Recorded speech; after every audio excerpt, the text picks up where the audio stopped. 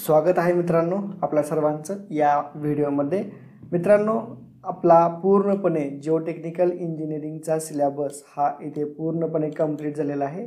तुम्ही बघू शकता मित्रांनो, आपण सगळ्यात पहिल्यांदा सिलेबस डिस्कस केला होता। सिलेबस त्याचबरोबर आपण मार्क डिस्ट्रीब्युशन सुद्धा या सब्जेक्टचा आपण व्हिडिओ बनवलेला आहे, तो तुम्ही बघून घ्या। अशा पद्धतीने आपला सिलेबस होता। फर्स्ट युनिट होता overview of geology and geotechnical engineering, 10 मार्कांसाठी होता। हा पण सिलेबस आपण पूर्णपणे कंप्लीट केलेला आहे। नेक्स्ट युनिट होता physical and index properties of soil, 16 मार्कांसाठी हा चॅप्टर तुम्हाला एक्झाममध्ये येतो, तो सुद्धा आपण युनिट नंबर 2 कंप्लीट केलेला आहे। Unit number 3 permeability and shear strength of soil, 16 मार्कांसाठी। ठीक आहे। बेरिंग कॅपॅसिटी ऑफ सॉइल 12 मार्कांसाठी आणि compaction and stabilisation of soil 16 मार्कांसाठी हा धडा एक्झामला येतो। तर पूर्णपणे आपण सिलेबस हा कंप्लीट केलेला आहे। तुम्ही बघू शकता युनिट नंबर 1 मध्ये जे काय 1.1 होता, इंट्रोडक्शन ऑफ जिओलॉजी आपण बघितलं आहे। डिफरंट ब्रँचेस जिओलॉजीच्या बघितलेल्या आहेत।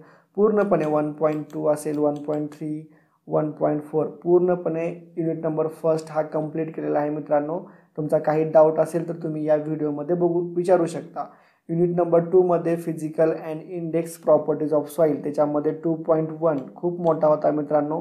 खूप टेस्ट होत्या, वॉटर कंटेंट डिटर्मिनेशन असेल, वॉटर कंटेंटचा ओन ट्राय मेथड असेल, as per IS code, white ratio, porosity, degree of saturation काय असतं, त्याचे डेफिनेशन्स, त्याचबरोबर याच्यावरती प्रॉब्लेमसुद्धा आपण बघितले आहेत। व्हाईट रेशो कसा फाइंड आउट करायचा, ठीक आहे। त्याचबरोबर बल्क वेट असेल, तुमचं ड्राय युनिट वेट असेल, वेगवेगळे डेफिनेशन्स आपण बघितले आहेत। त्याचबरोबर कोअर कटर मेथड आपण डिस्कस केलेली आहे। त्याच्यानंतर सँड रिप्लेसमेंट मेथडसुद्धा आपण बघितलेली आहे। स्पेसिफिक ग्रॅव्हिटी कशी फाइंड आउट केली जाते त्यासुद्धा पूर्ण व्यवस्थितपणे पूर्ण सिलेबस आपण डिस्कस केलेला आहे। 2.2 सुद्धा आपण बघितलेला आहे। कन्सिस्टन्सी ऑफ सॉइल असेल, ठीक आहे। त्याच्यानंतर त्याच्यामध्ये सुद्धा आपण liquid limit, plastic limit, shrinkage limit कशा पद्धतीने फाइंड आउट करतो, डिटर्मिनेशन करतो, ते सुद्धा आपण बघितलं आहे। त्याच्यानंतर 2.3 मध्ये पार्टिकल साईज डिस्ट्रीब्युशन कर्व असेल, ठीक आहे।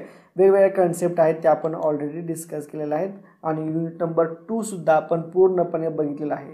युनिट नंबर 3 बघू शकता तुम्ही, permeability and shear strength of soil आहे, 16 मार्कांसाठी हा चॅप्टर एक्झाममध्ये येतो, ठीक आहे। याच्यामध्ये आपण 3.1 मध्ये सुद्धा पूर्ण पॉईंट, त्याच्यामध्ये डार्सी लॉ असेल, परमेबिलिटीचा, परमेबिलिटीची डेफिनेशन कशाला म्हणतात, त्याच्यावरती फॅक्टर कोणकोणते फॅक्टर्स इफेक्ट करतात ते सुद्धा आपण बघितलेले आहेत। त्याच्यानंतर सीपेज काय असतं, सीपेज व्हेलॉसिटी काय असते, पूर्णपणे सीपेज प्रेशर काय असतं, फ्लो नेट काय असतं, हे पूर्णपणे आपण डिस्कस केलेलं आहे मित्रांनो। 3.2 मध्ये शेअर फेल्युअर, सॉइलचं शेअर फेल्युअर काय असतं, कशा पद्धतीनं होतं, त्याचे वेगवेगळे सिच्युएशन्स कुठे होऊ शकतं, ते आपण पूर्णपणे बघितलेलं आहे, ठीक आहे। पूर्णपणे याच्यामध्ये सुद्धा व्हॅन शेअर टेस्ट आहे, डायरेक्ट शेअर टेस्ट आहे, या टेस्टसुद्धा आपण डिस्कस केलेले आहेत।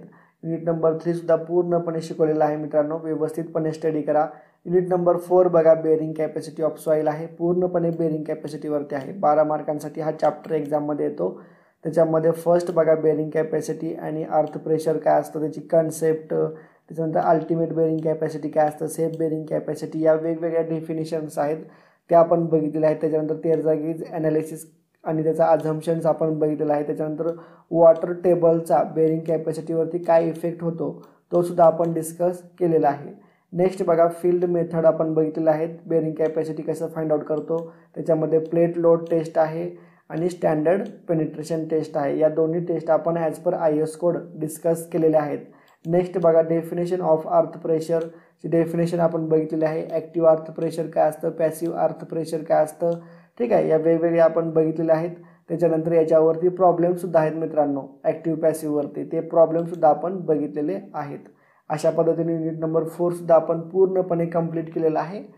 पूर्णपणे व्हिडिओ व्यवस्थितपणे बघून घ्या मित्रांनो, तुम्हाला आउट ऑफ मार्क हे भेटलेच पाहिजे। नेक्स्ट आणि लास्ट युनिट होता आपला compaction and stabilisation of soil, 16 मार्कांसाठी होता, ठीक आहे। त्याच्यामध्ये सुद्धा 5.1 हा थोडासा मोठा होता, तो सुद्धा आपण पूर्णपणे डिटेलमध्ये डिस्कस केलेला आहे।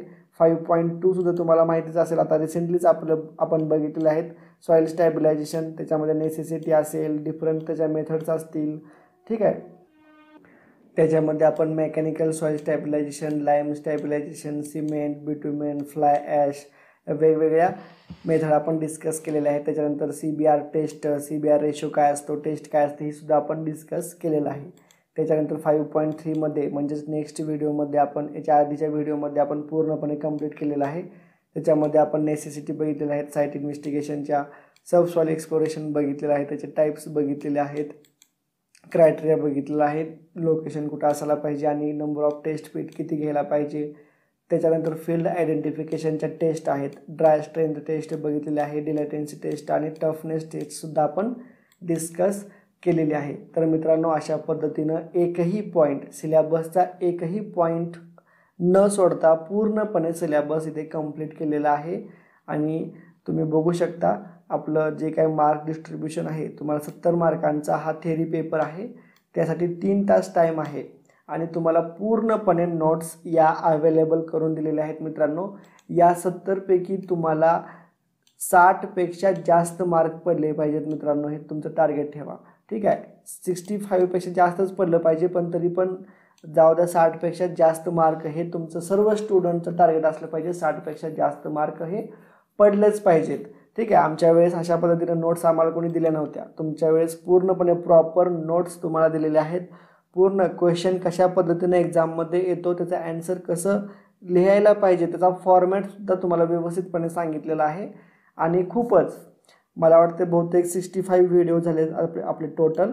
तर 65 व्हिडिओमध्ये पूर्णपणे हा सिलेबस कंप्लीट केलेला आहे 70 मार्कांचा जिओ टेक्निकल इंजिनिअरिंगचा. खूपच व्यवस्थितपणे शिकवलेला आहे. व्यवस्थितपणे प्रत्येक व्हिडिओ हा नीट लक्षपूर्वक बघा.